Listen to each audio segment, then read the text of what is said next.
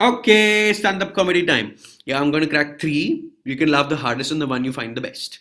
Number one, in the 4 days of the Barcelona test, Lotus were the fastest on 3 days. Maldonado was faster than two. Grosjean also made it to the So top. I assume Grosjean topped the third day. Yes, absolutely he did, and I can't understand what they were running on fumes, urine. I don't know. PR laps, I'm telling you, my friend, everyone, especially the midfield teams, will need the money. These are PR laps. Okay. But PR well, joke, PR joke, हाँ, PR joke. bolo, Okay. yes. Button says McLaren could win in 2015. They so desperately need that title sponsor, I tell you that. And Ron Dennis being himself is not listening to us and going to Gillette. I'm telling you, they should just go. Sign up Gillette, McLaren, Honda. Come on. Okay, this one. Williams said they had so many red flags this time. During testing, it felt like Ralf Schumacher was back in the car. Now that is below the helmet, Rishi. The helmets we're going to talk about, the lap times we're going to talk about. We're going to talk about Formula One because that's what we do on the Inside Line F1 podcast. Testing roundup for you. Testing part 2, which is the second third of the testing, which is 4 days in Barcelona and Circuit de Catalunya. Mercedes, oh my god, are they extending their feet or what? Okay, this is what they did. On the 3 days that Lotus was fastest, they got the times. Grosjean and Maldonado got their fastest times on the super soft tire, which is the softest, most grippiest tire. Mercedes was only 0.2 off them, Nico Rosberg to say, using the medium tire, which is 2 seconds slower than the softer tire, which means if they put on the soft tire, the super soft tire, they would have been in heaven. Well, absolutely. Seventh heaven is where I'd leave it. Okay. But Rishi, you know what? I'm going to tell you something even more interesting. Huh. A Mercedes driver, Okay. not a Hamilton, which is everyone's favorite, or a Rosberg, which is my favorite and not yours. Yeah, he's my favorite. He came onto the timesheets twice on one of the days. And do you know why? Why?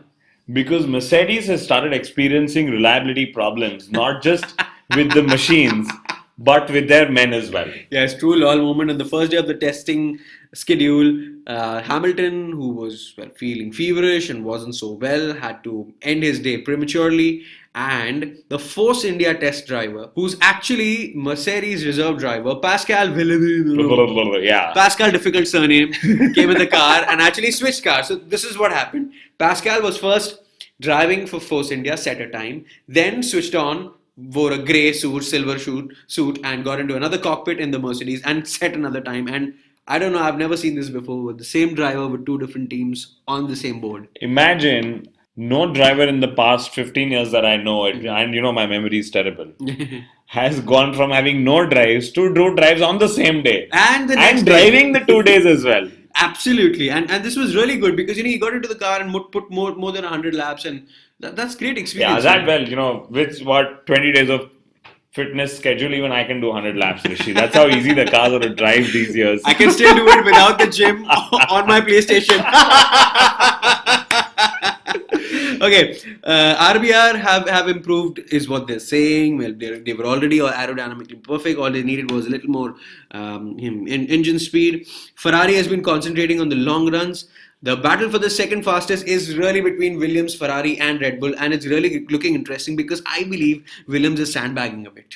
Possibly. They look like the silent killer. And I love the fact that they're cracking jokes, which means they're also very calm as well. Usually if their going is bad, Yes. you don't end up cracking jokes in life, which is why we come on the Monday, because the Monday blues help us be funnier by the end of Monday. Okay, testing wasn't, aloof of surprises and some not the sweet ones. Alonso's crash, well, firstly, thank God he's okay. He spent a night at the hospital just Now for too. observation. Now looking at the second night as well.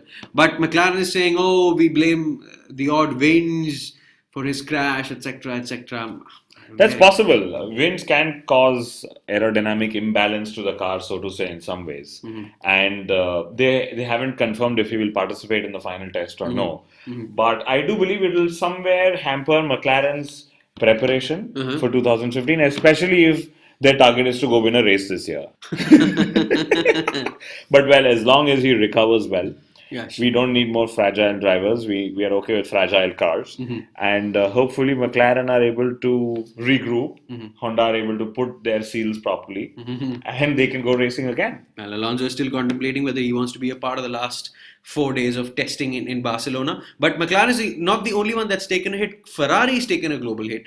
Well, because they're not winning in F1 and they're not looking as shiny as they were as a brand before. Yes, so Lego has overtaken Ferrari as a top brand globally. Okay, and this is of course Ferrari as in the road car company. That's gonna hurt, Lego doesn't make a car with an engine. Yeah. And you make the car. And still it's... And you know what? This is now why we know last year's Ferrari car was the Lego car with that step nose or whatever they had. But yes, they've taken a global hit and in an attempt to resurrect their brand image. I mean, it's great to know that Ferrari's global brand image, one of the parameters is their success in a global sport like Formula One. To resurrect their Formula One hopes, they are trying to bring back Rory Byrne. Rory Byrne returns to Maranello, the guy who made the iconic multiple championship cars at Ferrari during the time of the famous, the all-famous Michael Schumacher. He's won 99 races, 7 world championships. This is brilliant, Yeah, it's brilliant. But you know what, Rishi? Again, let's look at it this way. Formula One is now contemplating in 2017. 1000 bhp engines and wider tires, take it back to how the older cars looked.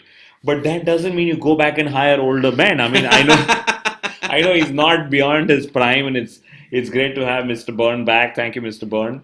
Get Ferrari to its winning ways. We'd love to see Sebastian win.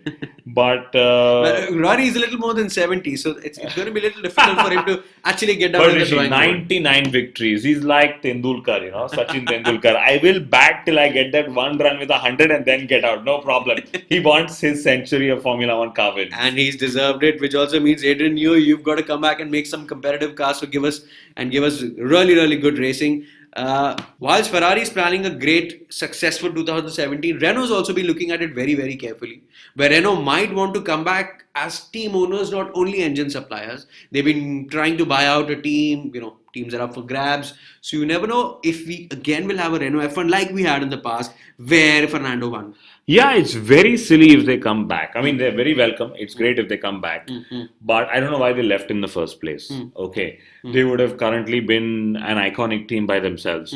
I don't even see why Honda keep coming and going. And, just commit. Just say, listen, next 30 years, 20 years, we'll be there. It's a great marketing campaign, great marketing platform.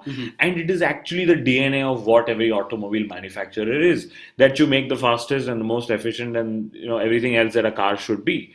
But nevertheless, I have one feeling, Rishi, here, that Renault's long-term commitment to the sport will hinge on the new regulations that we are hoping are written down sooner. Because if they bring back 1000 bhp engines, I wouldn't be too surprised if Renault realizes that Formula One is not where they need to be. Because remember this, Renault manufactures road cars, which you and I use every day. Correct. Unlike a Ferrari, which you and I would use if and when we own one, on probably a Friday night or a Saturday night. So the difference here is the core product that's offered to their consumers as well. And that's only my view. Well, Renault has plans, Vettel has plans too. So what has happened in Formula One is, and this is the latest news, finally Formula One has agreed to something, is what Vettel has said, and that is ban on the design of the helmets through the air. So if a racer arrives to Melbourne with a certain helmet of a certain design, of a certain color, he has to use it through the air. I am in with this rule because for a sport like Formula One, which is already really difficult to register with the new rules and teams and driver names and I don't know what all keeps changing in Formula One so dynamically, you need something to be constant. And the only thing that pops out of a car which actually looks different is a driver's head, which is his face. So I want to recognize a driver by the helmet. For example, the Ayrton Senna iconic yellow still stands. As the marketer, I agree with your view. Formula One is all about building brands and they've struggled to do so in the last so many years. In fact, the only few brands people recognize are Ferrari, McLaren, not so much Mercedes in Formula One yet, and maybe Red Bull. So by fixing helmet designs, they're helping a driver build a brand for himself. But I also disagree that a design rule should come into place. I mean, creativity can't be within boxes. Okay. And like Vettel said that, he uses helmet designs to raise charity and help other causes. And what I really like is after winning 4 consecutive titles with Red Bull, Vettel forced Formula One to bring about regulatory changes on the cars. Now, after changing a helmet design every year for the last couple of years, he's forced them to bring about a ban on helmet design changes also. So Vettel must feel like Schumacher already. He must have a double diffuser in his helmet as well. In other news, Formula E has the Indian foot firmly planted there. Mahindra and Mahindra now makes it as an engine supplier in that sport. So that's woo! The first and only Indian automobile manufacturer that I can remember who is listed as a series supplier for a global motorsport championship. I think that's massive. That's brilliant, guys. Brilliant. Kudos. And the next 5 years. Make in India. Modi ji's Make in India campaign. Mahindra and Modi, it should be called. Thank you, Mahindra, for making us proud. And thank you, Steve and Nathan, for making us really happy. We've read your comments on our Facebook page. And yes, we do agree at times that we need longer podcasts. We're just waiting for the season to unfold, and I'm sure we'll have much longer tales to tell, much longer Rishi, it movies. is you because of whom we have shorter podcasts. Yes, true. I try to keep it as stunted as possible because Formula One is already so complicated. We're trying to keep it really sharp, really funny for you guys.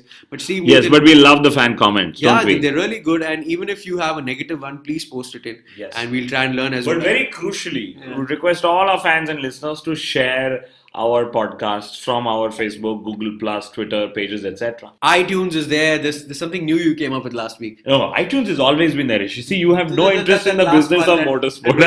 Tune in was there. Yeah, something new. All right, Kunal has some 16 places where he has to put up this podcast, so I'm going to keep quiet. But I must remind you, Formula One is here. It's roaring. The next week is the final Barcelona week before the races begin. So hopefully everybody will catch up with Mercedes. If not, Nico will catch up with Lewis.